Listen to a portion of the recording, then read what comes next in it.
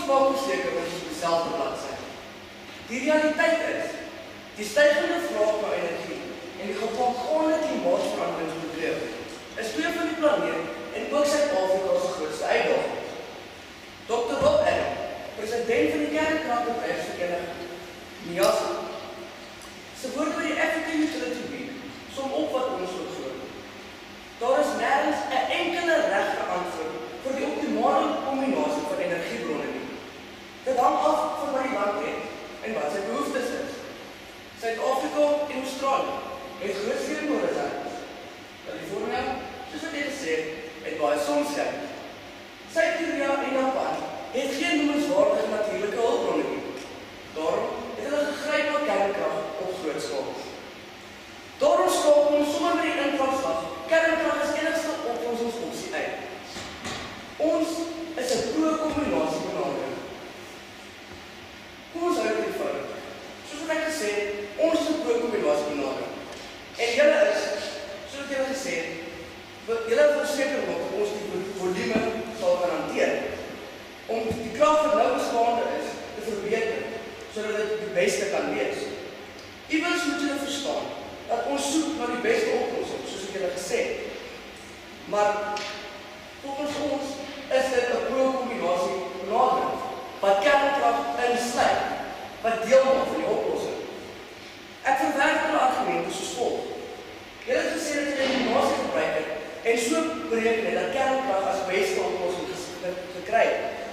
Julle het ook gesê dat kernkrag die enigste manier is om die volume te hanteer. Is dit wel nodig om 6 kernkragstasies op te rig, soos wat beplan is? Ons verwag dat julle sal aangaan oor die lang lewensduur, die lae koolstofspoor en die koste-effektiwiteit. Dit help nie die ander opsies van die tafel af te vee die opponente, en kan ons nog met die agtergrond regverdig. My naam is Kimberley. Ek sal die analise en die interpretasie van die onderwerp hanteer, sowel as die stel van debatsgrense. Ek sal opvlugtig verwys na die faktore wat die vraag van elektrisiteit bepaal en beïnvloed. My spanmaat Charles sal die moontlikheid van die groot finansiële belegging verduidelik, as ook die idee van werking wat jy het en dat perfekte sin maak met die pro-kombinasie benadering. In plaas daarvan om woordeboekdefinisies te bevraagteken, is ons meer geïnteresseerd in die interpretasie oor elektrisiteit, Suid-Afrika en kernkrag.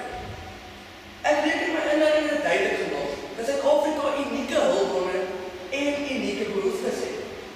Die feit dat kernkrag as die enigste en boonop die beste oplossing uitgelig word in julle analise, beteken natuurlik nie dat ons het sogenaamd aanvaar sonder om die tegenstelling te bewys nie.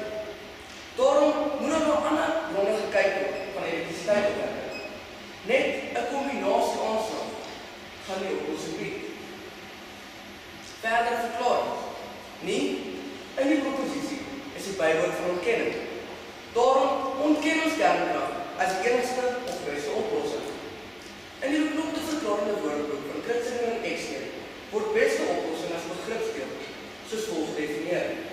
Beste is die verboorvorm van best en die oorbruggelikheid van goed. En oplossing is die vraagste oplossing.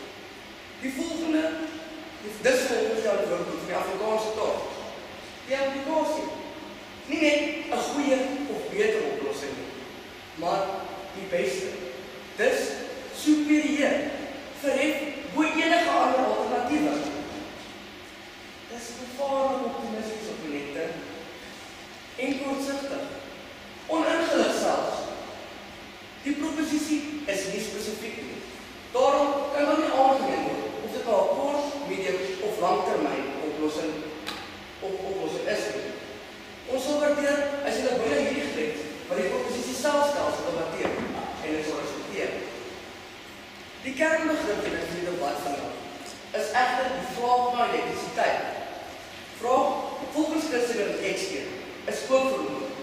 Ons kyk hier spesifiek na die verbruiker en die vraag om aanbodkurwe. Dit gaan die hele debat vandag verander. Aangesien maar heelwat feite in ag geneem word by die vraag na elektrisiteit. Elektrisiteit, volgens dieselfde woordeboek, is krag. Die eindproduk van 'n komplekse, duur proses van kragopwekking. Koste en tyd is sleutelbegripdokumente. Die hoofverskilpunt, as fynere interpretasie gedoen word, is of kernkrag die beste. Dis nie die goeie of beter nie, maar die flatervrye of superiëre oplossing. En die enigste opsie is vir die dinamiese verskynsel van vraagkrag in ons land. Die antwoord is nee. Die vraag na elektrisiteit is 'n gekompliseerde ding. Die hoeveelheid krag wat nodig word en verbruik word, wissel nie net af van dag tot dag, maar van minuut tot minuut. Indien die vraag toeneem, moet meer kragsentrales ingespan word. Teen die koste van triljoene rande, terwyl ek en jy meer as een kontraksie kan bekostig. Voeg daarby die feit dat die elektrisiteitsvoorsiening altyd volgehoude en betroubaar moet bly, en dat die uitdaging is dat die krag opgewek word soos wat dit benodig word. Ons het nog nie die oplossing of die kapasiteit om op hierdie groot skaal hoeveelhede te stoor nie. En die antwoord is eenvoudig. Meer as een bron is essensieel. Nog 'n saak wat kommer my, is dat Eskom nie moenie aan het en nie nog verder belê word in kernkragsentrale. Is nou nie kompetisie nodig om pryse te beheer in enige ekonomie nie? Julle weet tog dat hoër pryse die vraag negatief beïnvloed. Gee ons krag, maar kernkrag?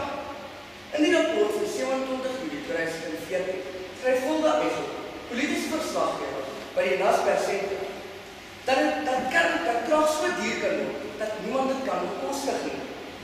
Boonop is die hysterie rondom die vraag dalk 'n bietjie ongehoorlik, aangesien die ekonomiese groei daarop dui, dat die aanvraag nie daar sal wees nie. Hulda doen ook gereeld navorsing oor elektrisiteitskrisis. Elke 18 tot 24 maande ervaar kernkragsentrales 'n shutdown of afsetperiode.